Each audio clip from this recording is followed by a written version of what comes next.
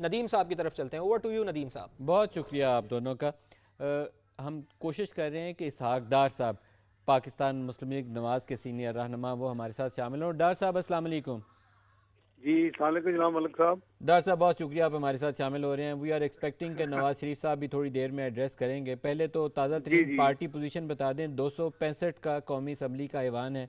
पाकिस्तान मुस्लिम league नवाज़ के पास अभी तक जो मेरे पास अदादोशुमार है उसके उसकी रोशनी में 59 सीट्स आपकी हैं। आपकी क्या एक्सपेक्टेशन है, कितना टोटल होगा? पहले यहाँ से स्टार्ट करते हैं। देखिए बिस्मिल्लाहिर्रहमानिर्रहीम नाहमदुहुन्नसल्ली अला रसूलिल करीम। मलिक साहब, अभी तक जो नताइज अनाउंस हुए हैं वो मुकम्मल तमाम सीटों के अनाउंस नहीं हुए।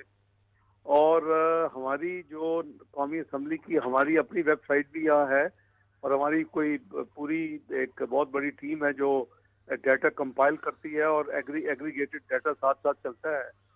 जो सीटें हमारी ऑलरेडी हम जीत चुके हैं और जो सीटें बाकी अभी प्रोसेस में हैं, पूरे पोलिंग स्टेशन के नताइज टेलीविजन के जरिए हमें नहीं मिले, तो उस हिसाब से हमें कोई 90 सीटों पे इंशाल्लाह इख्तिताम करेंगे। 90 ये 90 सीटों की से आप होपफुल हैं कि 90 के करीब नशिस्तें आपको कौमी असम्बली की जी मिल जी, जाएंगी। 90 कम अज़ 90 कम प्लस। कम अज़ कम आपको 134 सिंपल मेजोरिटी के लिए रिक्वायर्ड है 266 में से। तो 134 में फिर भी 34 का डिफरेंस रह जाएगा। वो 34 कहाँ से आएंगे? 34 नहीं, 44 का डिफरेंस रह जाएगा। वो 44 सीट्स कहाँ से आएंगी? आपको मेरी आवाज़ आ रही है? डाट साहब की लाइन डिस्कनेक्ट हुई है शायद, दोबारा लाइन को। मज़े की खबर है कि वो कह रहे हैं कि हम तवक्को कर रहे हैं कि 90 कौमी असम्बली की नशिस्तें पाकिस्तान मुस्लिम लीग नवाज़ हासिल करने में कामयाब हो जाएगी जब अदादोशुमार मुकम्मल होते 265 के ऊपर कॉन्टेस्ट है, एक सीट के ऊपर कॉन्टेस्ट नहीं है। डार साहब 90 अगर आप तवक्को रखते हैं तो 134 मिनिमम रिक्वायरमेंट है सिंपल मेजोरिटी के लिए। 44 रिमेनिंग सीट्स कहाँ से आएंगी? देखिए मलिक साहब, एक तो ये है कि काफ़ी इंडिपेंडेंट्स हमें अप्रोच कर रहे हैं ज्वाइन करने के लिए। और पीटीआई से? आइन और कानून, नहीं नहीं, जो भी इनके अलावा भी हैं, जो भी आइन और कानून, वैसे तो वो भी उनको कोई डिफरेंट क्लासिफिकेशन नहीं हो सकती। आप तो माशाल्लाह समझते हैं इंडिपेंडेंट इज इंडिपेंडेंट। और जो इंडिपेंडेंट ज्वाइन करेंगे वो मुस्लिम लीग नून का हिस्सा होंगे, और मुस्लिम लीग नून या किसी भी पॉलिटिकल पार्टी को ज्वाइन करेंगे आइन कानून के मुताबिक तो 72 घंटे में ज्वाइन कर सकते हैं, और वो उस पार्टी का हिस्सा बन जाते हैं। सारे वादो जवाबत और आइनी जो है उनके ऊपर कंडीशन कि जी आपने vote of no confidence, vote of confidence, money bill, budget और कॉन्स्टिट्यूशन अमेंडमेंट से आपने पार्टी लाइन आप क्रॉस नहीं कर सकते। तो एक तो वो है। दूसरा ये है कि मियां साहब तो वैसे भी कह चुके 21 अक्टूबर को कि हमें अगर मेजोरिटी आप दें और मिले भी तो फिर भी हम दूसरी जमातों को साथ लेकर चलेंगे। तो दूसरी, ये पहले तो एक थोड़ा सा क्लैरिटी हो जाए। 78 हैं पीटीआई सपोर्टेड इंडिपेंडेंट्स जो अब तक जीत चुके हैं, और तवक्को ये है कि 90 से नंबर क्रॉस हो जाएगा। जब आप कहते हैं वोट को इज्जत दो, तो फर्स्ट राइट तो फिर पीटीआई सपोर्टेड इंडिपेंडेंट्स का होना चाहिए कि वो हुकूमत बनाए, ना कि आप हुकूमत बनाए। अभी तो तादाद उनकी ज्यादा है। देखें, इस फॉर्मूले को तो हमारे सिवा शायद ही किसी ने पाकिस्तान में अमल किया हो। आपको याद होगा 2013 के इलेक्शन में केपी की जो असेंबली का रिजल्ट था उस पे पीटीआई सिंगल लार्जेस्ट पार्टी नहीं थी, और मुस्लिम लीग नून और जेयूआईएफ मिल के हुकूमत बनाने की पोजीशन में थी। बल्कि मौलाना साहब ने ये ऑफर भी की, और मियां साहब ने बड़ी मुश्किल से वो कुछ अर्सा थोड़ा सा फील भी किया और उनको कन्विंस किया कि ये चूंकि सिंगल लार्जेस्ट इनको दे दे। नंबर एक। नंबर दो, देखें वी हैव टू थिंक आईनी तरीके से। मुझे अभी आज तक कोई दुनिया की पार्लियामेंट्री डेमोक्रेसी में इंडिपेंडेंट इकट्ठे होकर हुकूमत बनाते नजर नहीं आते। वो मुझे आपको अगर एग्जाम्पल है तो दे दें। तो इस यही वजह है कि इनके कुछ एडवांटेजेस होते हैं इंडिपेंडेंट के, इन द सेंस कि वो जो मर्जी करें, लेकिन उसके साथ साथ फिर उनके ऊपर कोई पाबंदियां भी होती हैं। तो कितने मैं इंडिपेंडेंट्स हैं जो आप तवक्को रखते हैं कि आपकी तरफ आएंगे? पीटीआई सपोर्टेड में से कितने आपकी तरफ आएंगे? 30, 35, 25? नहीं, मैं समझता हूँ कि पीटीआई एज वेल एज जो दूसरे इंडिपेंडेंट्स हैं इनके अलावा भी हैं। Any two number type sir, of independent. Any number, कितने नंबर आप मैं सोचते हैं इंडिपेंडेंट्स आपकी तरफ आएंगे? मैं समझता हूँ कि अच्छी खासी तादाद ये हो सकती लाइक है 30, इंशाल्लाह। 30 नंबर, 35 नंबर, कोई 30, नंबर दें। हाँ हो सकते हैं। ये नंबर जो आप बॉल पार्क कह रहे हैं, मेरा ख्याल है कि इस हद तक अगर इतना बड़ा नंबर होगा तो इसमें से इतने नंबर आने की तवक्को है। फिर दूसरी पार्टीज को भी हम ऑफर 30 करेंगे। से वो मियां साहब 35? यू आर एक्सपेक्टिंग 30 से 35 इंडिपेंडेंट? मैं 25 से 30, मैं 25 से आपके 30 नंबर को कंफर्म कर रहा हूँ। जी जी जी, मैं वो कर रहा हूँ। मैं कह रहा हूँ कि बाकी जो पॉलिटिकल पार्टीज है उनको कोलिशन के तौर के ऊपर उनके साथ आगे भी काम किया और उनके साथ काम किया जा सकता है। वो बेसिकली हम डेफिनेटली मियां साहब की सर, एक तो आपकी इत्तेहादी जमात होगी आईपीपी, जिसके साथ आपकी सीट एडजस्टमेंट है, एक होगी आपकी एमक्यूएम, उसके साथ भी आपकी एडजस्टमेंट है। क्या पीपल्स पार्टी आपके साथ इक़्तिदार में शामिल होगी या पीपल्स पार्टी इस दफ़ा अपोजिशन बेंचेस पे बैठेगी? ये तो वही कैटेगोरिक जवाब दे सकते हैं। हमारी लीडरशिप ने तो 21 अक्टूबर को मियां नवाज शरीफ ने पहले दिन आते ही कहा था कि हम चाहेंगे कि तमाम पॉलिटिकल पार्टी जिनके साथ खासकर हमारी एक वर्किंग रिलेशनशिप रहा है, हमने इकट्ठे काम भी किया। 2008 में भी मखलूक हुकूमत में शामिल हम उनकी हुए थे, फिर 2022 में भी ये क्या काम आपने हुआ। जरदारी साहब से रब्ता कायम किया है? इंशाल्लाह बड़ी जल्दी हो जाएगा जी। आप कोशिश कर रहे हैं उनसे कांटेक्ट करने की? नहीं, जब कोशिश का क्या मतलब, कोशिश मतलब साहब आप भी समझ रहे हैं, कोशिश करें तो राब्ता हो जाएगा। अभी कोशिश तो नहीं हुई लेकिन हो जाएगी इंशाल्लाह। अभी तो हम अपने नंबर्स को फाइनल देख रहे हैं। अभी हमारा यहाँ एक बहुत बड़ा क्राउड है जो कि सिंगल लार्जेस्ट पार्टी इमर्ज होने की वजह से सेलिब्रेट कर रहा है। तो डॉक्टर साहब, एक बात तो फिर तय होगी कि आप फेडरल गवर्नमेंट बनाने की कोशिश कर रहे हैं। ये बात तो तय होगी कि आप फेडरल गवर्नमेंट बनाने की कोशिश कर रहे हैं with the help of independents and other allied parties. Government बनाने की पोजीशन में है। मैं थोड़ा सा आपकी वर्डिंग को अगर आपकी इजाजत चेंज करना चाहता हूँ जी, जो मेरी वर्डिंग है आप दोहराइए, कहिए। मैंने कहा कि मैं समझता हूँ कि हम फेडरल गवर्नमेंट बनाने की पोजीशन में अल्हम्दुलिल्लाह हैं और होंगे इंशाल्लाह। अच्छा, पंजाब के अंदर आपकी पोजीशन बड़ी बेहतर है। 127 से ज़्यादा नशिस्तें आप जीत चुके हैं आउट ऑफ 253 जो अभी तक रिजल्ट्स हमारे पास हैं। यहाँ पर जो पाकिस्तान तहरीक इंसाफ सपोर्टेड इंडिपेंडेंट्स है उनकी तादाद 111 है और इसी तरीके से आपकी इत्तेहादी जमातें यहाँ पे भी मौजूद हैं। यहाँ पर आपकी पोजीशन काफ़ी रिजनेबली बेहतर है, तो पंजाब आप ले सकते हैं। लेकिन केपी के अंदर बड़ी एक मज़े की पोजीशन है जिसके ऊपर मैं आपसे राय चाहता हूँ। केपी में इस वक्त आउट ऑफ 115 टोटल जो उनकी नशिस्तें हैं, आई थिंक 70 के करीब, मोर देन 77 के करीब प्रॉबेबली पीटीआई सपोर्टेड इंडिपेंडेंट्स वहाँ से सूबाई की नशिस्तें जीत चुके हैं। क्या उनको हक हासिल है कि वहाँ अपनी पसंद की हुकूमत बनाएं या उनको ये हक हासिल नहीं है?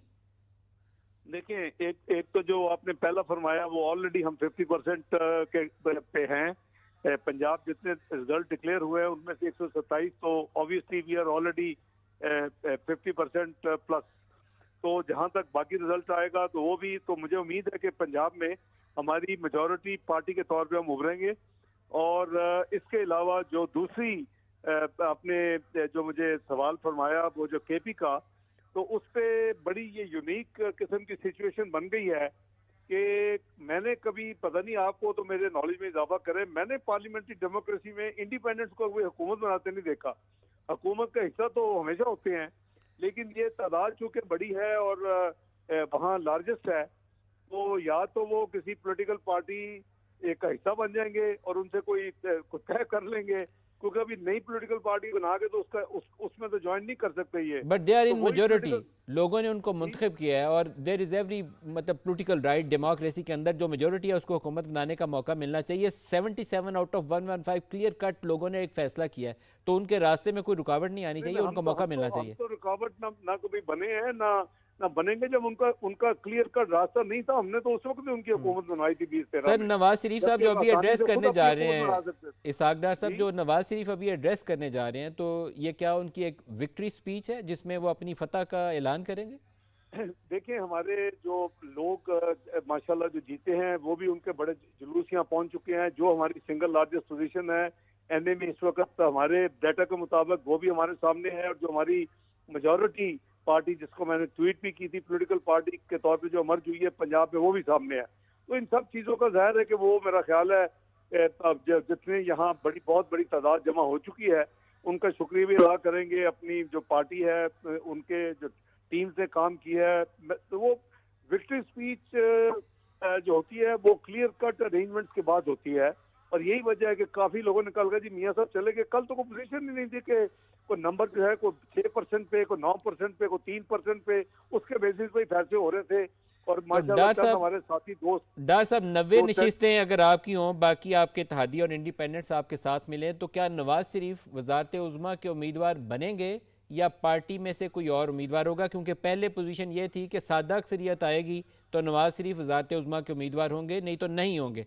अब लेटेस्ट क्या है? किसी जगह ये कैटेगोरिक में to the best of my information knowledge I think Shahbaz Sharif साहब ने ऑन रिकॉर्ड भी इसके ऊपर बोला है, लेकिन इंटरव्यू में कहा है, मैं अर्ज करता हूं, उन्होंने रिसेंट एक इंटरव्यू में कहा है, उसको भी थोड़ा सा मिस इंटरप्रेट किया गया है। उन्होंने कहा कि अगर सिंपल मेजोरिटी होगी तो फिर तो आंखें बंद करके समझे कि मियां साहब होंगे, अगर नहीं होगी सिंपल मेजोरिटी तो फिर हम बैठ के फिर लीडरशिप फैसला करेगी। तो फैसला जो होगा वो जाहिर है कि लीडरशिप जब बैठेगी तो मुझ नाचीज को भी उसमें मौका मिलता है बैठने का और राय देने का। तो मैं समझता हूं कि मेरे अभी भी जो इस जो है ना कंपोजिशन की जो हुकूमत भी बनेगी तो मेरे अभी भी जो कैंडिडेट होंगे वो मियां नवाज शरीफ साहब ही होंगे। नवाज शरीफ साहब, नवाज शरीफ ने ये कतई नहीं कहा। तो अगर नवाज शरीफ साहब वज़ारत उज़्मा के उम्मीदवार होंगे डार साहब, तो फिर पंजाब की वज़ारत आला का उम्मीदवार कौन होगा? ये अभी पेंडिंग फैसला है। आपको पता है कि मैं काफी हद तक जो चीज पब्लिक कर सकता हूँ मैं कर दिया करता हूँ। ये मैं आपको बिल्कुल ऑनेस्टी के साथ बता रहा हूँ, at least to the extent of Ishaq Dar अभी ये फैसला नहीं हुआ।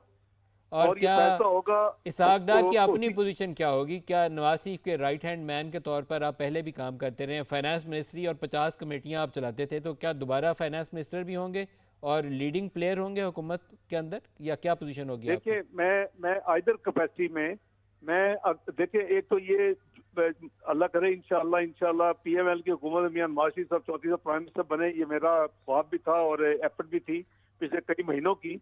और उसके साथ फिर वो मियां नवाज शरीफ का प्रोग्रेटिव है कि किन लोगों को पार्टी में से वो अपनी काबीना का हिस्सा बनाएंगे और उनको क्या जिम्मेदारियां देंगे। क्या ये पहले से तय मैं नहीं किया गया? क्योंकि एक आपने होमवर्क करना होता है कि मैं अगर चार्ज संभालूंगा वजारत का तो मुझे कौन सा प्रोग्राम लेकर डे 1 से स्टार्ट करना है। मैं अर्ज करता हूँ आप अगर हमारा मैनिफेस्टो देखेंगे तो उसमें मैंने पूरी की पूरी आउटलाइन दे दी है कि अपना इकोनॉमी किन लाइनों पे चलेगी। वो मुझे हुक्म हुआ मिला पार्टी की तरफ से कि मैंने बना के देनी है, वो मैं बना के दिया है और उसमें बड़ा कैटेगोरिक बड़ा रियलिस्टिक वजीर खजाना जो होगा वो अपनी मर्जी से चलाएगा। आप होंगे तो आप अपनी मर्जी से चलाएंगे, कोई और होगा तो वो अपनी मर्जी से चलाएगा। नहीं, पर इस रोड मैप को तो पार्टी की अप्रूवल है और मियां नवाज शरीफ की अप्रूवल है। जो भी वजीर खजाना होगा इस रोड मैप पे काम करेगा जो हमारे मैनिफेस्टो में इकोनॉमी का रोड मैप दे दिया गया।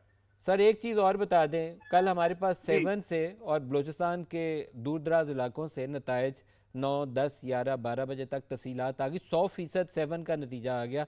लाहौर जिस हल्के में मैं बैठा हूँ ना सूबाई का आया ना कौमी का आया, नवाज शरीफ के हल्के का आरओ चेंज हो गया। ये लाहौर में क्या मसला था? कुछ प्रॉब्लम थी लाहौर में? हमारे कोई एडमिनिस्ट्रेटिव प्रॉब्लम होगी तो हमें हमारे इल्म में नहीं है। आपने पता करने की कोशिश की? जी, आपने पता करने की कोशिश की? टू बी फेयर मेरे एज इलेक्शन सेल मेरे नोटिस में नहीं आया इस तरह का कोई इशू। हमारे नजदीक तो स्मूथ इलेक्शन चल रहे थे, मासवाए कि जो ये सिस्टम की कनेक्टिविटी नहीं थी और जो ये बैठ के हमारा 7 से सिस्टम की कनेक्टिविटी कैसे हुई या बलूचिस्तान से कैसे हुई? देखें, जो जहाँ को दहशतगर्दी की प्रॉब्लम जो थी ना जी, पॉसिबिलिटीज, मैं जाती राय है आप बल्कि कंफर्म करें ईसीपी से और इंटीरियर मिनिस्ट्री से, मेरी इत्तला के मुताबिक उन इलाकों में या उस मेजर एरिया में इन्होंने उसको स्विच ऑफ किया या स्लो डाउन किया, जो भी टेक्निकली इन्होंने किया। लेकिन क्योंकि हमें खुद इनकन्वीनियंस हुई कि आप अपने कैंडिडेट्स को राब्ता नहीं कर पा रहे थे, जो हम टीवी देख रहे थे उसके सर इलेक्शन मैनेजमेंट सिस्टम जो था वो आपके इंटरनेट से बिल्कुल उसका कोई बराह रास्त लिंक नहीं था। सेपरेटली वो सेल्फ ऑपरेटिव एक सिस्टम था और उसके ऊपर जो हेड हैं चीफ इलेक्शन कमिश्नर हैं उन्होंने सुबह एश्योरेंस दी थी कि आपका मोबाइल बंद होने से इंटरनेट बंद होने से ये अफेक्ट नहीं होगा। जब रात को आपको तशवीश नहीं शुरू हुई, जब 8 बजे 4 हल्कों के इंतखाबी नताइज आने के बाद नवाज शरीफ का हल्का, मरीम नवाज का हल्का, लाहौर के दीगर कौमी और सूबाई के हल्के, इनका एक भी अपडेट नहीं आया सुबह तक, तो आपको परेशानी नहीं हुई? हेड ऑफ इलेक्शन सेल ने, आप PMLN के, आपको तो चीफ इलेक्शन कमिश्नर को कॉल करनी चाहिए थी, भाई किधर हो, बताओ नतीजा किधर है? मलिक साहब, मैं अर्ज करता हूँ कि जो हमारा ये सिस्टम स्लो हुआ, ठीक है, उनका आपस में कनेक्शन नहीं है। गालबन आपने मेरी बात पे गौर नहीं किया कि अगर इंटीरियर मिनिस्ट्री ने या इलेक्शन कमीशन ने या दोनों ने मिलकर ये फैसला किया कि जी उसको हमने इंटरनेट को, तो वो मैं एज पाकिस्तानी तो एक ही वजह मुझे नजर आती है कि जो बड़ी बड़ी तादाद पोलिंग स्टेशन पे थी पंजाब में, कई कई दर्जनों में, जहां मैं गया कोई कुछ सौ की तादाद में लाइनें लगी हुई थी, तो वो वहां शायद पंजाब में ये कोई अलर्ट जो थे उसकी वजह से इन्होंने ये फैसला किया हो, और जिसकी वजह से वहां इंटरनेट का, क्योंकि आपको पता है कि इस डिवाइस के जरिए भी आप दहशतगर्दी के वाक़े को ये फैसिलिटेट कर सकता है। लेकिन डॉक्टर साहब और मुझे थोड़ा सा हैरत है कि आप एज्यूम कर रहे हैं कि हो सकता है इस बिना पे किया हो, आपको वजाहत नहीं, लेने मैं की इसलिए जरूरत नहीं कह रहा पेश हूँ कि आई। मैं इसलिए कह रहा हूँ कि हम हुकूमत में नहीं, हमने नहीं करवाया, तो ये सवाल बनता है ईसीपी से या इंटीरियर मिनिस्ट्री से कि मलिक साहब आपको जरूर पूछना चाहिए कि ये क्यों हुआ। लेकिन मैं उसका जवाब तो एजम्पशन से दे सकता हूँ कि मेरे नजदीक ये एक वजह हो सकती है कि खुदा न खास्ता, क्योंकि दहशतगर्दी पनप चुकी है, दहशतगर्दी में आपको भी पता है स्पाइक आ चुका है, दहशतगर्दी के वाकयात 2013 की तरह उसके बहुत ज्यादा एनहांस हो चुके हैं। तो अगर उन्होंने ये रखा तो वो आपको वो they should give you the explanation, आप जरूर पूछें। आप मुतमईन है पूरे इलेक्शन प्रोसेस से? रिजल्ट्स ताखीर आने से आपको कोई परेशानी नहीं है? जो इस्टेब्लिशमेंट का या इलेक्शन कमीशन का रोल है, are you satisfied with the whole process? नहीं, बिल्कुल बिल्कुल बिल्कुल बिल्कुल हमें परेशानी थी, हमें हमें इंतजार था, हम जल्दी इलेक्शन को देखना भी चाहते थे, सुनना भी चाहते थे, लेकिन सबके साथ वो तो कॉमन सफरिंग है कि अगर यानी हालात ऐसे थे मुल्क की मुफाद में, लोगों की जानी मुफाद में, अगर ये फैसला हुआ, मैं अगर का लफ्ज यूज कर रहा हूँ कि अगर ये फैसला किया जनाब इलेक्शन कमीशन के लोगों ने और इंटीरियर मिनिस्ट्री ने, तो शायद ये जस्टिफाइड था। मतलब साहब मुझे मियां साहब की ज्वाइन करनी है, अगर मुझे इजाजत दे दें। एक लास्ट क्वेश्चन, आप अगर हुकूमत साजी की तरफ जा रहे हैं तो बताएंगे कितने दिनों में हुकूमत साजी का अमल मुकम्मल हो जाएगा? नताइज तो आज रात में कंप्लीट हो जाएंगे। 1 वीक, देखिए 10 डेज? 3 दिन तो 72 घंटे तो है इंडिपेंडेंस के लिए, और उसके बाद अल्लाह ने चाहा तो इंशाल्लाह कोशिश करेंगे हफ्ते 10 दिन के अंदर ये काम मुकम्मल कर लें।